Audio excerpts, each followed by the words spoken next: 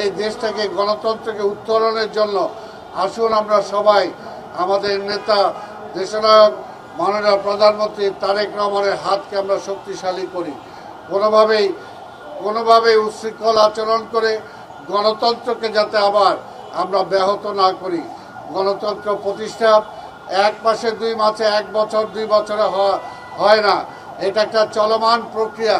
এই চলমান প্রক্রিয়া আমাদেরকে সবাই সহনশীল হতে হবে এবং গণতন্ত্রকে ধারণ করতে হবে এবং আমাদের আচার আচরণ আমাদের সমালোচনা সব কিছুই আজকে গণতন্ত্রকে যাতে প্রাতিষ্ঠানিক রূপ দিতে পারি সেই লক্ষ্যে আমাদের করতে হবে।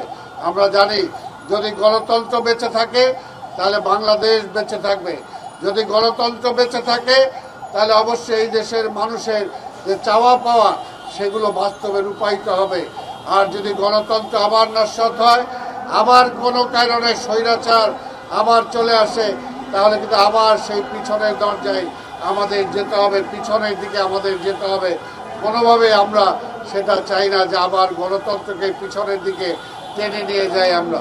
তাই গণতন্ত্রকে সামনে নিয়ে যাওয়ার জন্য এই যে দীর্ঘ আজকে এই ছবিগুলোর মধ্য দিয়ে ইতিহাস প্রজ্বলিত হয়েছে যে দীর্ঘ 17 বছর এই দেশে আন্দোলন করে অনেকে বুকের রক্ত ঢেলে দিয়ে আজকে 24-এর সৃষ্টি করেছে।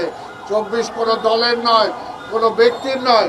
বিএনপি একাও দাবি করে না যে আমরাই 24-এর মালিক, কিন্তু আমরা বলি এই 24-এর পাদপের সৃষ্টি করার জন্য বিএনপির অনেক রক্ত দিয়েছে।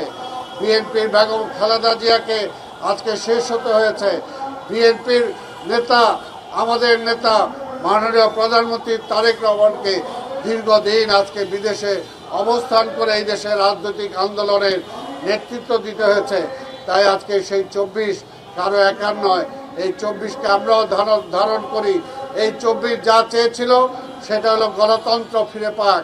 সেই গণতন্ত্রটা ফিরে পাওয়ার জন্যই বিএনপি আন্দোলন করেছে, এখনও আন্দোলনে আছে।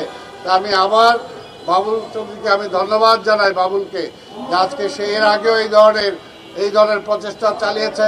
সে নিজেও সে সময় আহত হয়েছিল, এই সমস্ত তার ক্যামেরা পর্যন্ত ভেঙে ফেলেছিল, কিন্তু তারপরেও বাবুল কখনো রাজপথ ছেড়ে যায় নাই, আন্দোলনের সৈনিকদের কাছ থেকে কখনো সে বিচ্যুত হয় নাই।